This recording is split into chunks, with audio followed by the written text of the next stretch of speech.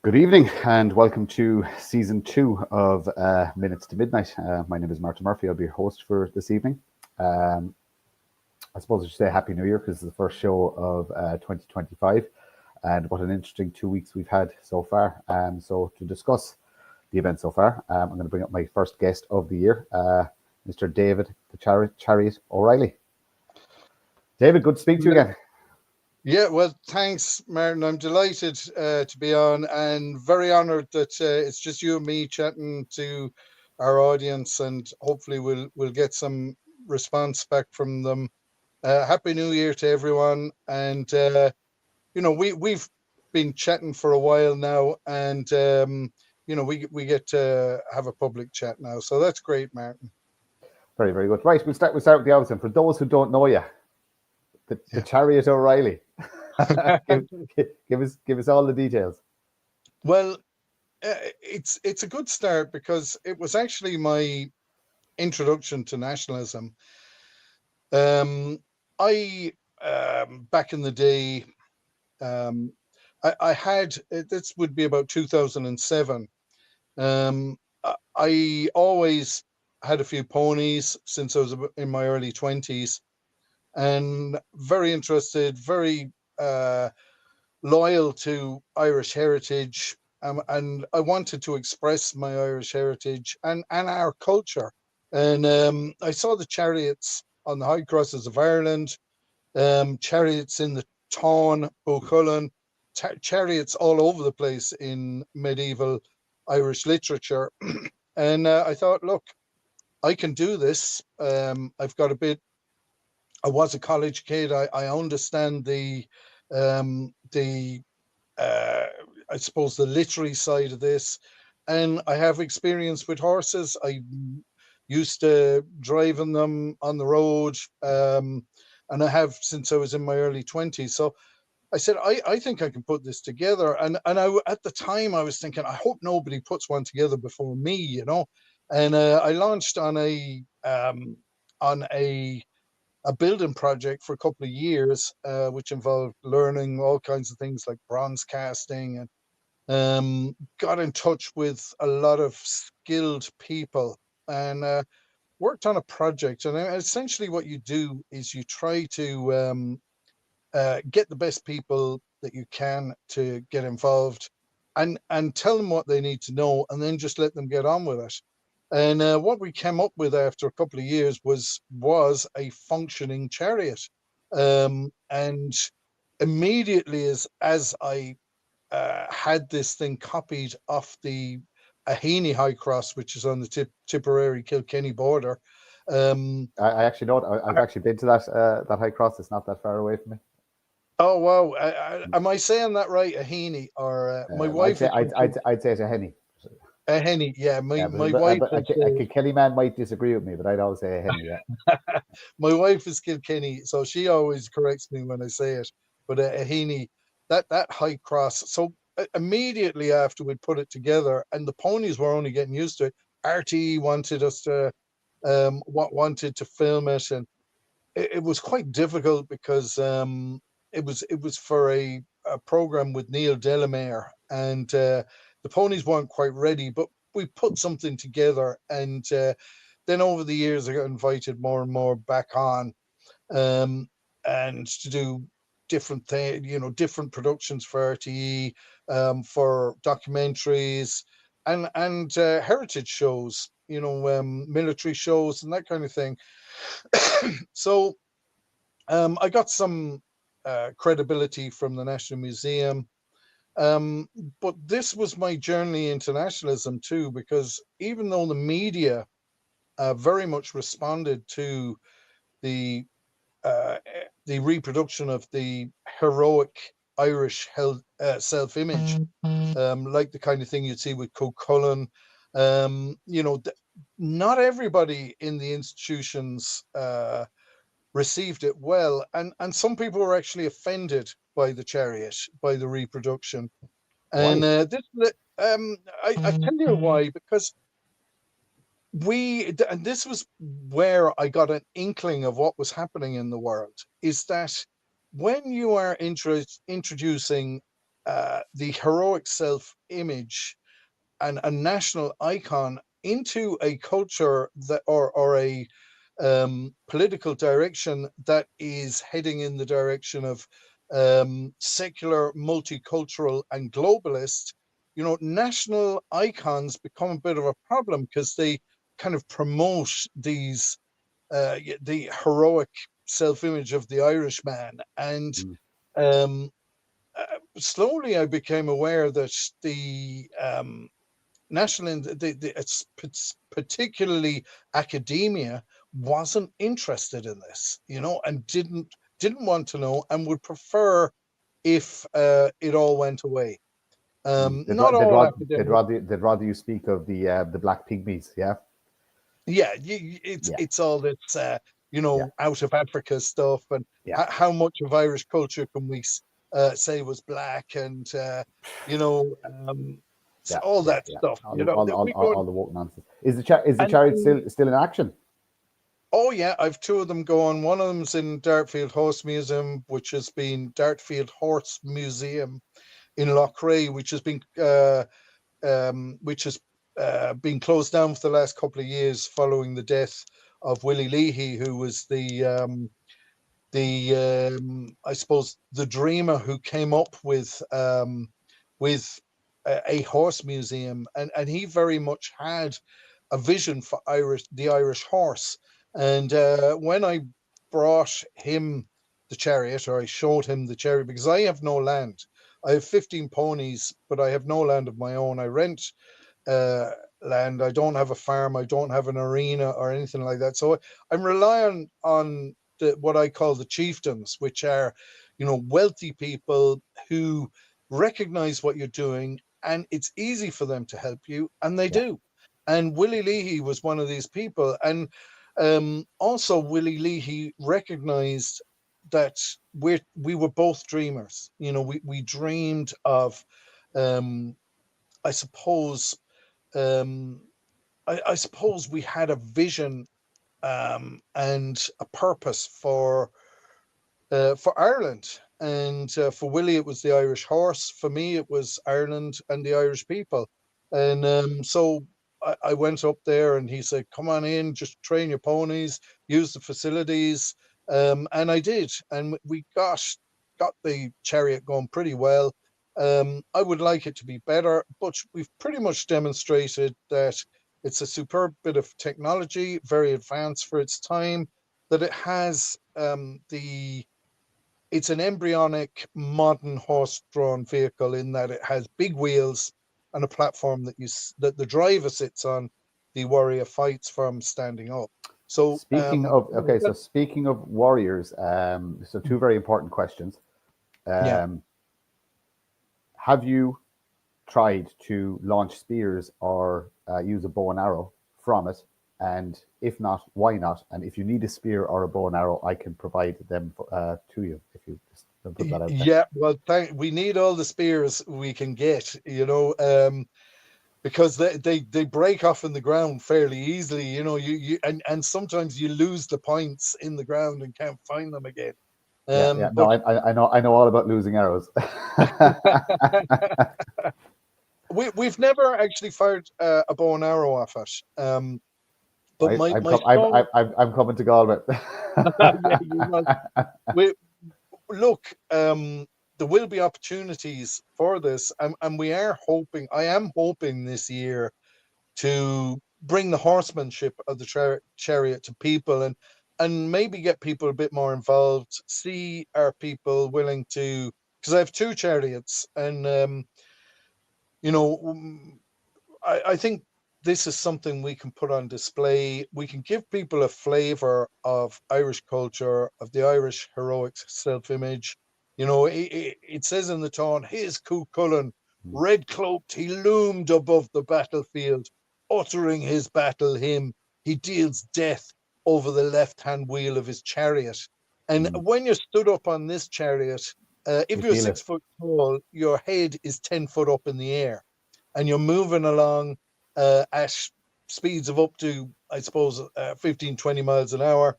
And you are essentially a mobile tower house, because the purpose of the Irish chariot was really to elevate the warrior as high as possible, because that gives you an advantage over people who are beneath you and who are Yeah, trying to get past your yeah. panel, But even and from also your shield. even from a launching a weapon, launching a spear, or if you're using a bow and arrow, that elevation, you're actually getting way more force into your throw if you're throwing down as opposed to throwing straight or up. So just Exactly. And from a military point of view, it made sense, and speed as well. Also, it must have been, like, imagine 10 or 15 of them coming at you. You're in a battle line. It must have been absolutely terrifying. You know what I mean? To see a line of these coming at you with a driver and a warrior on it, like, and you're thinking, well, how am I going to stop this? exactly. So, I think in one of the texts there's hundreds of chariots on a yeah, battlefield. yeah. And if Isn't it you funny that imagine, our stories, because I would have remembered it from my childhood, and I'm obviously yeah, given, because nationalism has been awakened in me, so I'm reading back on the old stories of from Phil McCool and Cuchulainn, yeah, and the stories of giants, and even deeper back than that about the Tuatha De Danann, and who our old gods were, and you know what I mean, where our folklore came from, and who everybody was, and it's never been developed into. I mean, there's you have your fantasy TVs, you have your Lord of the Rings, and you have yeah. your movies and all that kind of stuff. There is such a wealth of stories there that, like, if a studio actually took it, like, they would make a fortune. They would make an absolute fortune making that, or bringing it to the big screen, or doing a big HBO series. I spoke about it before. It's amazing that the wealth of history and But magic all the that's more, there. all the more for you and me to do, Martin. I mean, this Yeah, is the beauty of it, that nobody has done it. So, yeah. more for me, and more for us to Yeah, discover. I will I think say, I think those culture days would be a fantastic idea, though. Like, just having big festivals where we just celebrate who we are. Have things like that, learn about our history. You know what I mean? Music, chariots. I mean, let's have chariots at a yeah. festival. It'd be Well, amazing. we've had it out at the Sligo Nationalist Festival with James Conway for a James, couple of years. We had it with down in County Clare as well, with Sean Kilkelly and the Forgotten Horses. And the beautiful thing is, I mean, there's so many things I want to say. I'm going to fire through them quickly. First of all, was that you raised, Martin, was that so little of this has been done. I mean, we're a state now over 100 years, and there has never been a movie made about Cuchulainn. There's never been a movie made about St. Patrick. Never a movie about Cuchulainn, about Niall of the Nine Hostages. Never a movie about Brian Boru, nor Hugh O'Neill, and who was more successful than Braveheart. So there is a cultural cringe in Ireland at some level, and this is what I'm um, always up against and learning more about, is why are the Irish institutions, their responses are, as I said, a range from offence to indifference to interest and some support, but it's that support is very much a an outlier. The indifference is at the heart of the institutions. But you asked me also about, have we ever cast a spear, and I tell you that was one of the most memorable moments, because my son is unbelievable on the back of the chariot. He can literally hang off the back of it. He throws darts and spears off the back of it. Now he's one of these young lads who kind of thinks his dad's a bit annoying at times, and he's not mad to do it. I can kind of get him to come and do it, but he would prefer to be doing his own stuff. But the first time he was up on the back of the chariot, I was just getting used to driving at a gallop. And anyway, he pulled up a short spear, and he's a great thrower, and he launched it, and it appeared to disappear into the sky. It went so far because, one, you're moving at 10, 20 miles an hour. Two, you're up 10 foot up in the air. So you're at a height and speed, and all of a sudden this spear disappears into the sky, and the two of us were just watching it in amazement, and we were transfixed by this spear.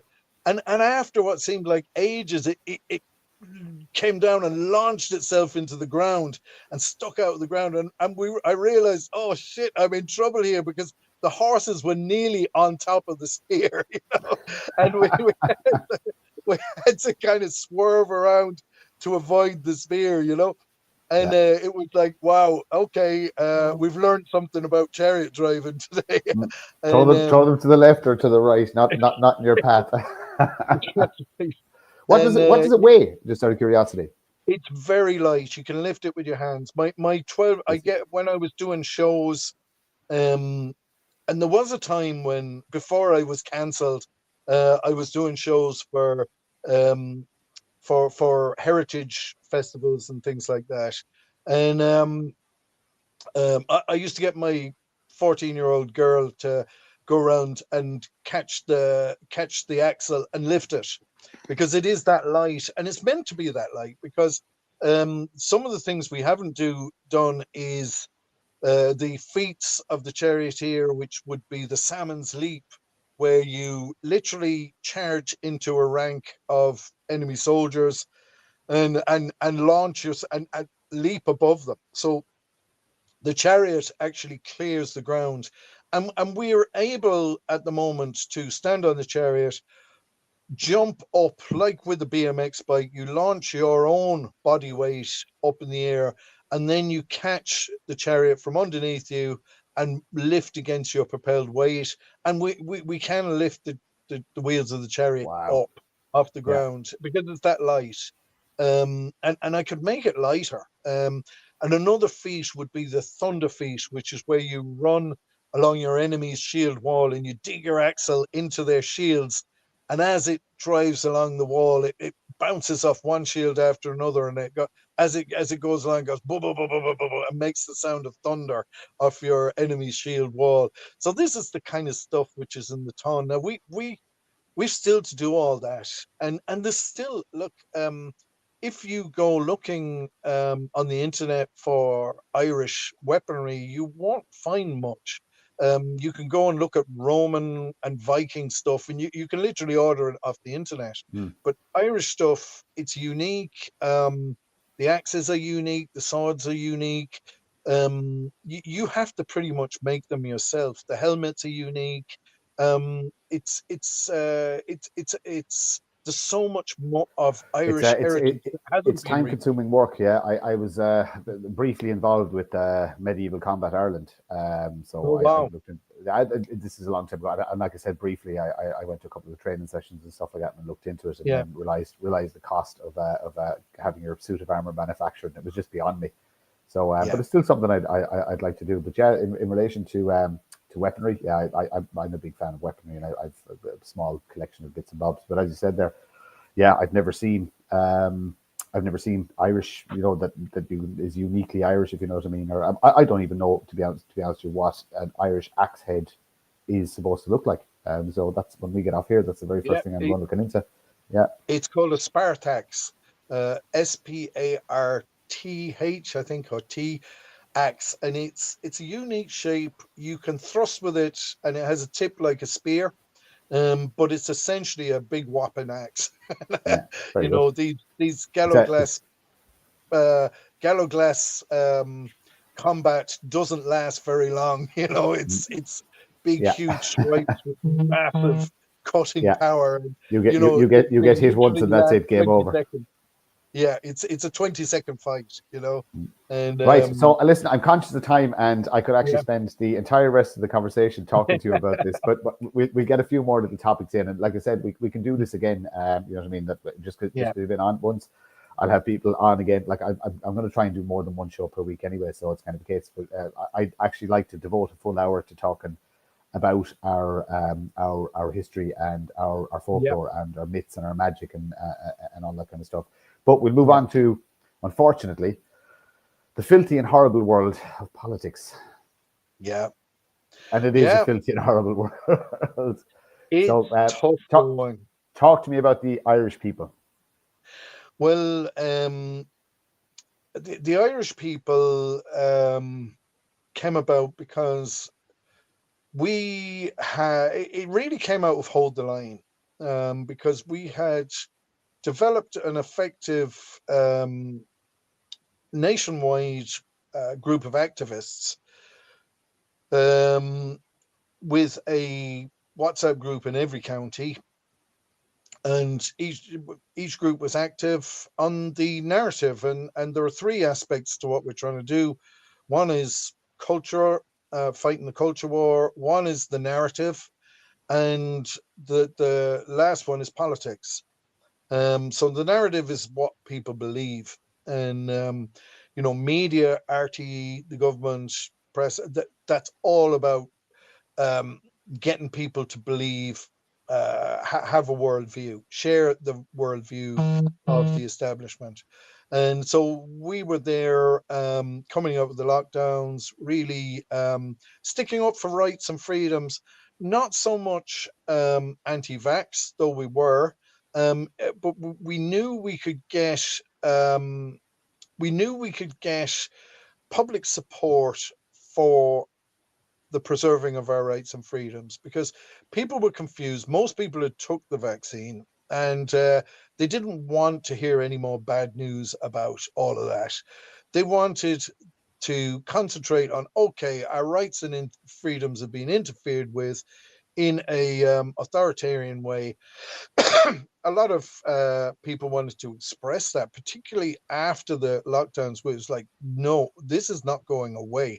We're going to do something. So Hold the Line, Sovereign People developed this network, and about half of the network didn't want anything to do with politics, and about half were prepared to make a political challenge. So we couldn't go ahead as Hold the Line, because Hold the Line is its own business. So we took the model of Sovereign People. And Sovereign People, by the way, is a text written by Pádraig Pearse just before he went into the GPO. Very interesting and uh, very under. People just don't know enough about it. But that was what. So we used the model, and the model, the mission statement of Sovereign People was: we are a group of individuals and independent groups who don't necessarily agree with each other, but share a common goal to protect our rights and freedoms. We are not trying to create unity, and we oh god, I've forgotten the last bit, but it was essentially that we so that's the flavor of it. And what it was, and we don't define each other. That was the final bit. We don't Mhm. define each other. So it was a structure which we felt was very successful, and we wanted to go ahead with. We didn't want a party whip, and because that involves defining each other, and um, it's really see a people's movement. You have lots of personal ideologies. Um, Everybody has their own personal ideology, and they want to see that expressed. When you're doing politics, you can't do personal ideology. You may feel you're right about something, but ultimately, this is about what politics is about: is having a goal which people can get behind, which has a hope of being achieved. I'm working towards achieving a goal. And the goal was, I mean, there was a couple of goals. We can go into that after.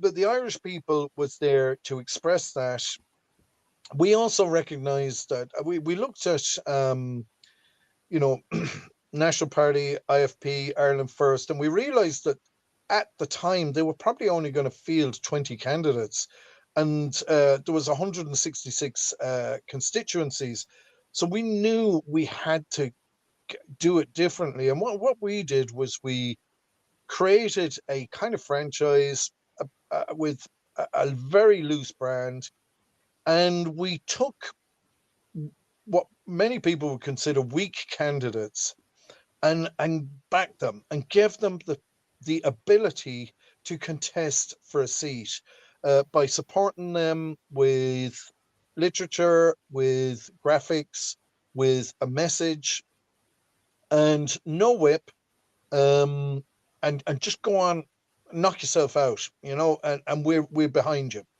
And so we contested then 55 of those council seats. We got the 300 members to support us and got ourselves on the map with the Electoral Commission. And so that's what we did. Following, and thankfully, I think we contested, nationalists contested about half of those council seats, and independents, nationalist independents, contested a good few more. So we saw there was potential for coming together, and so after the council elections, we went for the National Alliance, and we reached out um, to independents, to all the nationalist parties, and they reached out to us, in fairness, as well, particularly the Liberty Ireland got the ball rolling.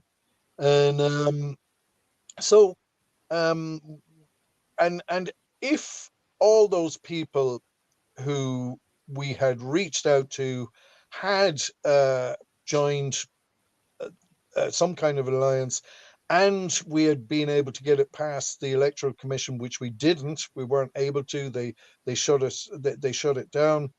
We would have achieved one goal, which was to get 2% of the vote, which would have given us hundreds and thousands of euros of funding a year, which would be our statutory entitlement. A lot of people say, "Oh, you're only doing it for the money." Yeah, we need the money.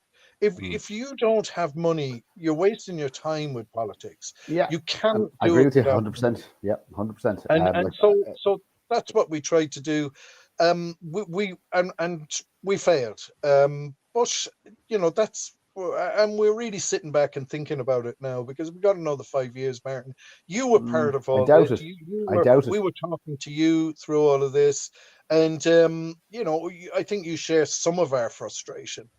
I But will. No, I wouldn't share. I won't. I won't go into my foray into politics, etc. Other than to say, I have to do it because I have to touch something with my hands to understand it.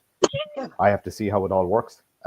So, from my point of view, from what I set out to do, I did what I set out to do. I needed to see how politics worked. I needed to see how the electoral system worked. I needed to see how a political party worked. And I needed to actually go out and run myself, which I did in local elections. So it's a learning experience. You can't, lots of people have lots of opinions on how to fix X, Y, and Z, but you have to do X, Y, and Z to understand it.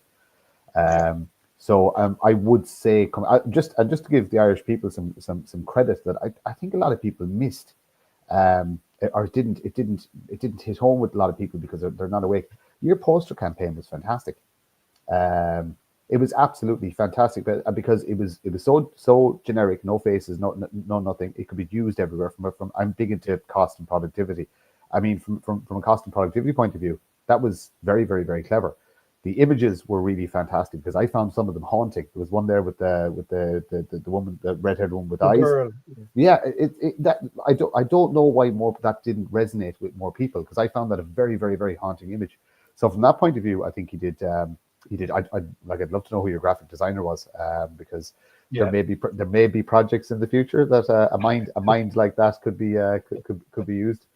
kind of wink, wink, nudge, nudge. but yeah, like I said, I think it was good. I get the idea of running huge amounts of candidates. I agree 100% with you not having the whip system, because if you have the whip system and you just build another political party, you're just the same as everybody else. You just that's what you will eventually just become Sinn Féin, Fianna Fáil, Fine Gael, or any of the other established parties. And we do need something different, and we do need to start thinking very, very, very differently. I hope that sound isn't being picked up. It sounds like there's a plane landing next door. Well, it is a bit, but it don't look. My camera's wobbling, and thank God the family have stopped shouting at each other because they're moving couches at the moment. You know, there's not like moving furniture or putting up decorations to bring a family together, or painting. The two young lads and the mother. Yeah, but So anyway, politics in Ireland, right? I don't think this government. I'll tell you why. I don't think this government will go full term, because the way they're after setting it up, I see a major chink in the armor that an individual can be very easily lobbied / targeted, and if you build your government on an individual, then, like I said, I just see that as a massive chink in the armor. And I have no problem saying it out loud.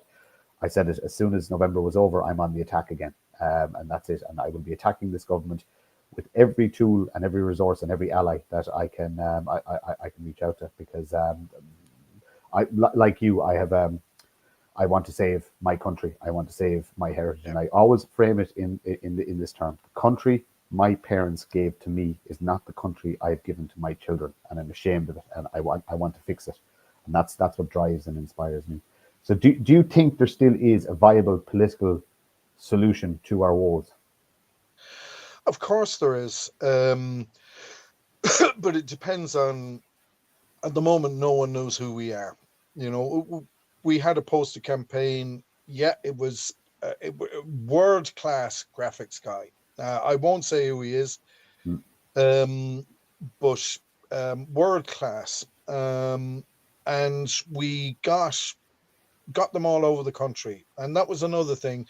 You know, we got people who were willing to work and, you know, to put their posters up when they're supposed to put them up and take them down when they're supposed to take them down. And, you know, that was a great thing.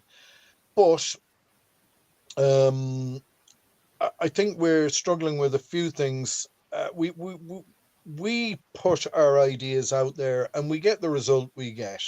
At the moment, we're still unappealing to the Irish public, and you know that is a reality. I know there's probably some electoral interference every election. It's my probably unpopular opinion in nationalism that this election was no different to any other in those terms. Yeah, I agree. I think that we're still unpopular, and we're unpopular for a reason. But I think that the Irish electorate are still very passive, and you know that is. I mean, in many ways, RTE won the election. You know, rather than Fianna Fáil or Fine Gael, and that's why they got $750 million. You know, at a time when they were hugely unpopular. The narrative is massive in Ireland. But we could. Would you believe we can? So that's one of the things that I'll be working on a lot, is we have to build our own media. We have to build our own. Like there's talks of, in certain circles of having a fully national radio station. There is talks of people and like I'd be a contributor to something like this, of running it'd be obviously exclusively online, but running something akin to GB News, which would be a 24/7 or as close to 24/7 network, where it would be a culture, news, opinion. You probably have a bit of crack, but a few funny shows thrown in there, and then some very, very, very serious journalism in relation to digging corruption. So, but as you said, look, it all requires funding. So that is the big issue. There's no shortage of people willing to do it, but unfortunately, you know, we can't live on air and good wishes. We have to be able to monetize it, and I have no problem in saying it. I am going to try and monetize something like this. So the big issue is you're probably in the same boat.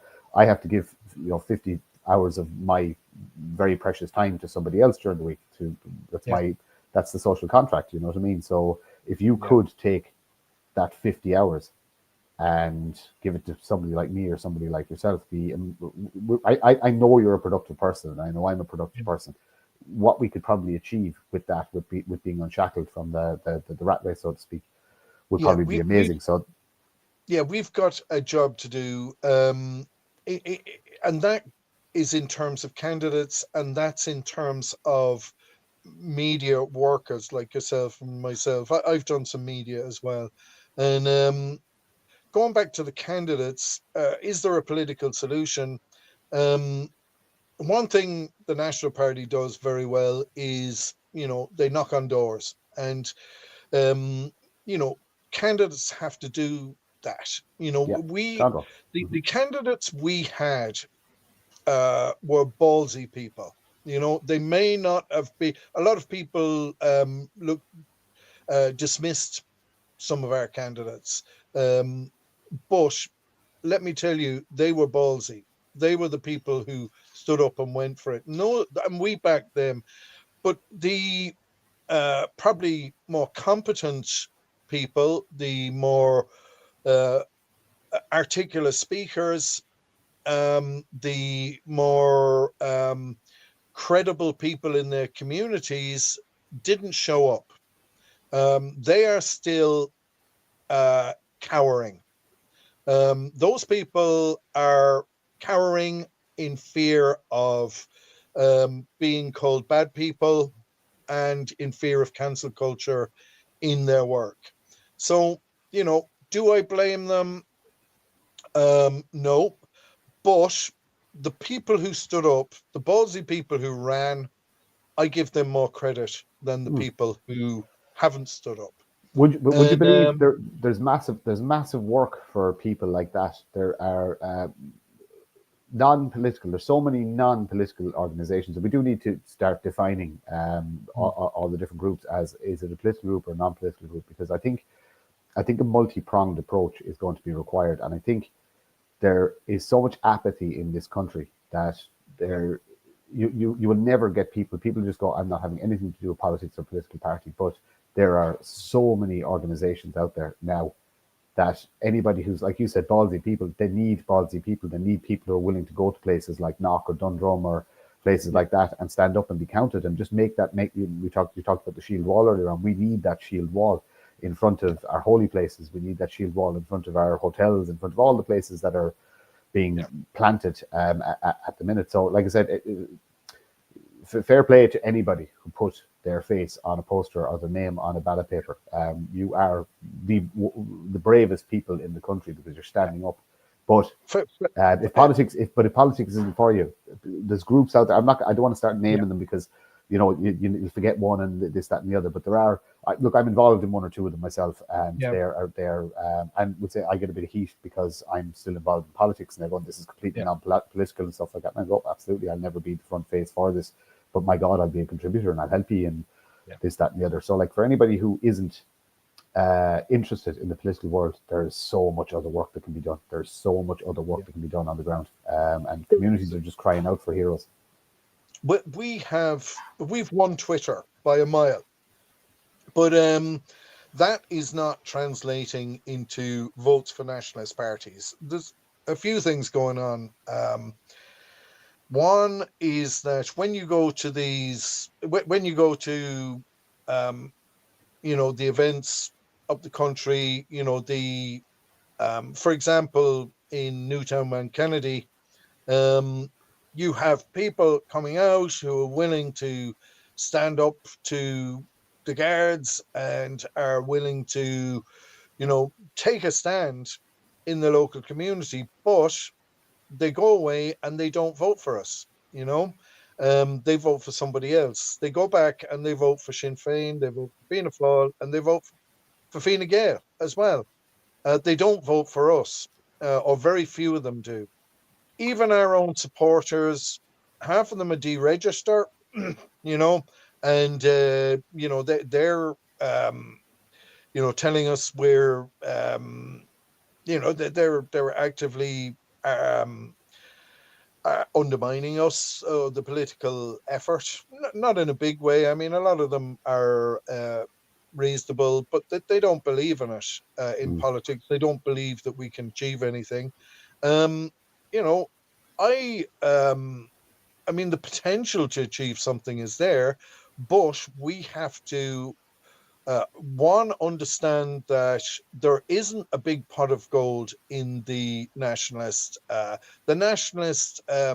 world, or the nationalist body is a small group of people.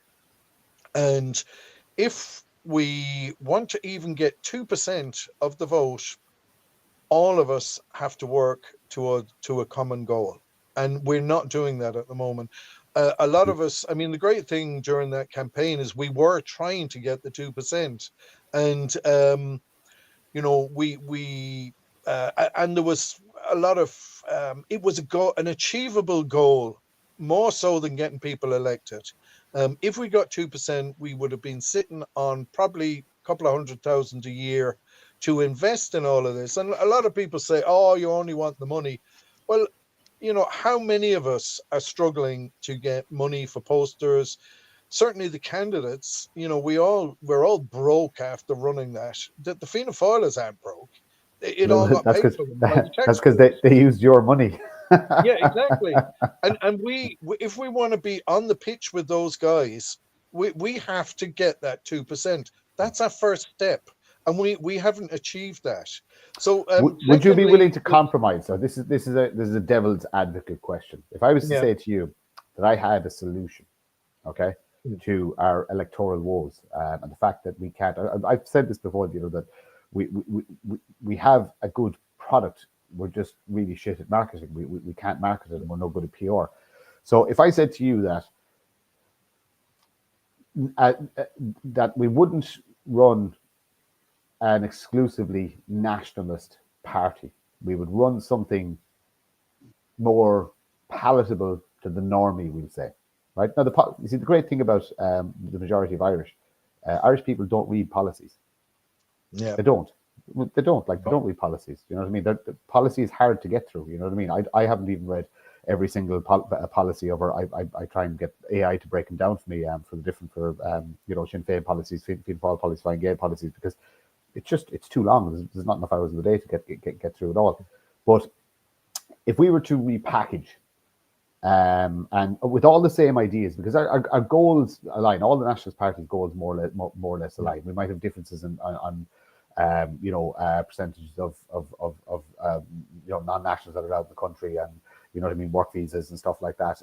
But they're minor differences. We all want to save our culture and heritage. We all want to create a livable socioeconomic environment where mom and dad don't have to kill themselves just to make ends meet. That dad can just go out and do 40 hours a week, and people can live a comfortable life. I mean, that's an ideal world for me. You know what I mean? You know what I mean? Where you can have 6 kids again. You can be married and have your house bought by 25 or 26. You know what I mean? The dream, like, you know what I mean? That yeah, everybody agrees on those kind of basic principles. Do you know what I mean?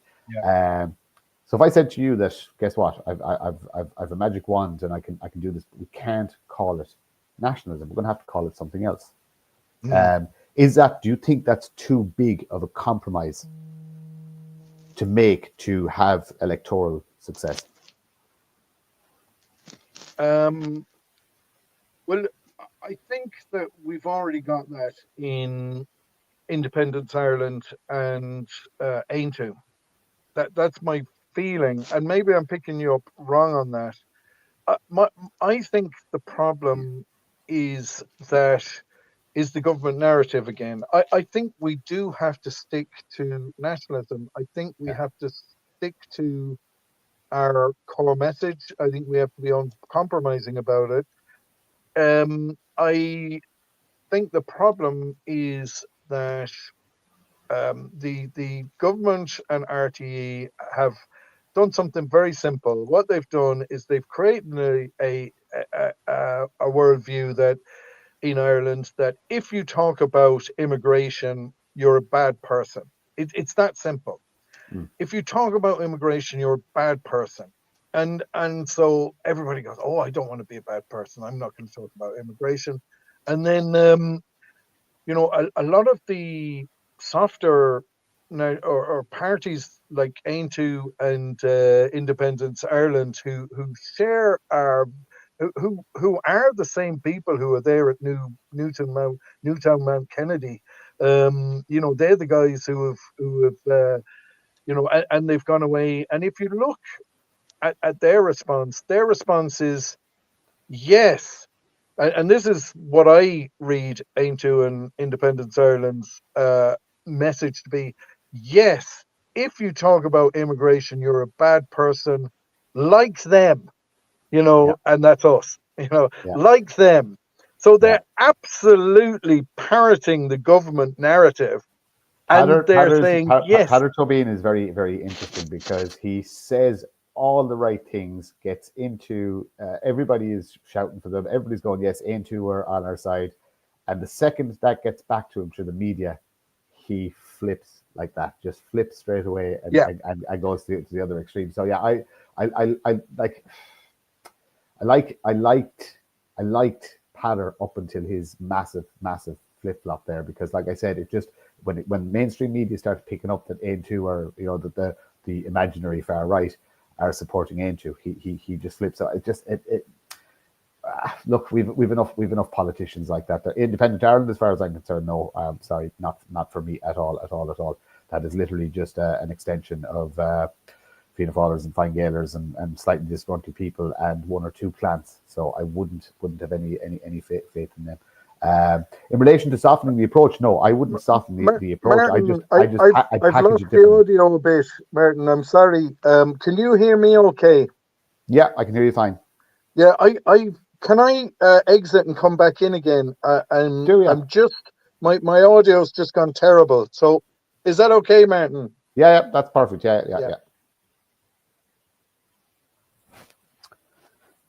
I'll just talk to the audience while I wait for David to come back in. Yeah. So the question I was putting out there was in relation to do we need to repackage nationalism to sell it to kind of Middle Ireland or the normies? So like, if anybody's got any comments on that or anybody's got any ideas on that, just pop me a DM on Twitter at Ruggermurph27. David's back. Yeah, thanks. That's much You missed better. it. I sang a song while you were gone. You missed it. Brilliant. Yeah, but there's something else I wanted to say about nationalism generally.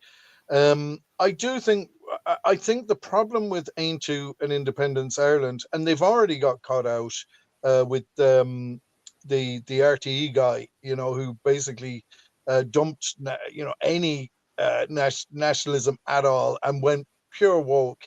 That they have that problem, and I think it happened in Italy that you had somewhere between a soft core and a civic nationalism, and then people realized this isn't enough.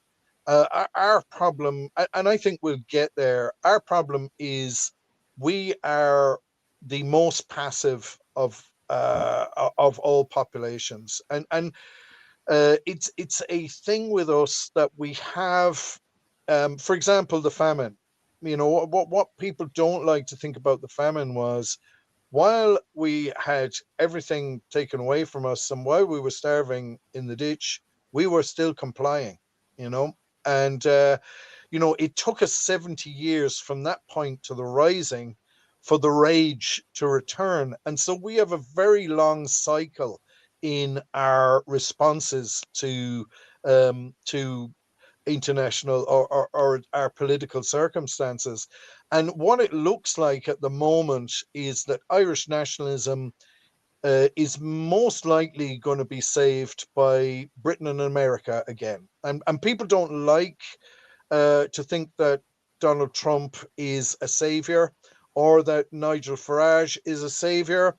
But under the circumstances, it looks like it's the best we've got, because the Irish people at the moment are a long way from getting it together in terms of standing up for their sovereignty. And it looks like the political international culture is going to be changed by Germany, Britain, and America. So Yeah. what's our problem? We have a few issues. Another issue we have, Martin, if you don't mind, I'll go into this. A lot of with the party whip, it's not just the party whip, it's also the common structure, and it's also the membership structure. The problem we have with the National Alliance is the Irish people has no whip. So what we found was we were essentially and I still believe that in nationalism, the Irish people is the only steady ship. It's the only one that isn't riven with internal turmoil and issues with leadership. Our leadership style is that we do leadership. It is very important that somebody provides leadership, but we don't. Leadership is to support the people who are stepping out there, and not to control them. Okay, you are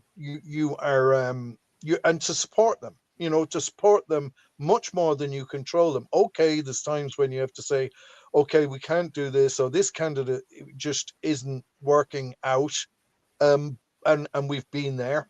But the issues are also that if you have a strong common structure, then you've made commitments to such a one up in Donegal, or such a one in Mulhuddard in Dublin, and that person has expectations that when you get to the when you're forming policy, that your commitments that you've made to them are going to be seen through.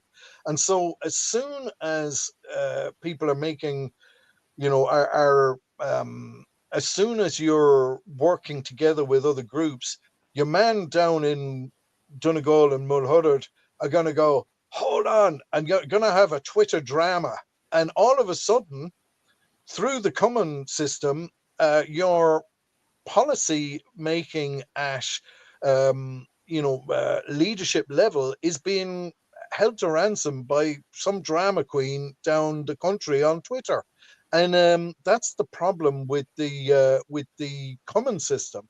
You have to be able to manage the expectations of whatever membership you have, and the direction of travel is not from the leadership direction is not from the common to the leadership or the national leadership. It's the other way around, and that's one of the problems. The other problem is with a membership is that if you're putting numerous issues to votes, and you find that you've got a lot of wrangling, a lot of disappointment. Too many voices. Yeah, too many voices. And yeah. Everybody has a David, personal ideology. I'm conscious of time, and I'm strict on the 55 minutes. But I try my best to be to be strict. So I'm going to have to cut it off, which means you're going to have to come back on again, and we'll have to finish the conversation. I also genuinely I want to do a full one on our history, just like I said, it is something that I've been digging into, and I've been doing a little bit of reading into. Who I'll be doing another space coming up as well. It's going to be like, what now, Irishman, or who are we, Irishmen, and get people to come on and just get people to explain in their own voice what it means to be Irish. David, thank you very much for joining me. I appreciate it. I keep it short. Yeah, I keep it short for a reason. I'll give you a teaser. I'll give you a teaser for the next one. For the next, I will, in the historical thing, talk about why Viking culture is so popular in Ireland. And I think there's a relationship to wokeness with the Viking culture. And finally, I'll say, that's very interesting. We need to keep it simple. We just need to keep it simple. We need to have one goal, and we need to focus on trying to achieve it. So there. Thanks very much for having me on. Stan, I'm going to drop you down, but stay on there because I'll talk to you for a few minutes afterwards. Okay? Yeah, for sure. Okay, thank you everybody for watching. First show of 2025, very, very interesting. I'm definitely going to have David back on again because that chariot talk and about our history and weaponry and stuff like that, I'm fascinated about it. You can see the big kind of geek smile on my face. So thanks everybody for watching. We'll have another episode next Wednesday, and if I get guests who are available, just send me a DM and I'll do more than one a week. Good night. Thanks for watching.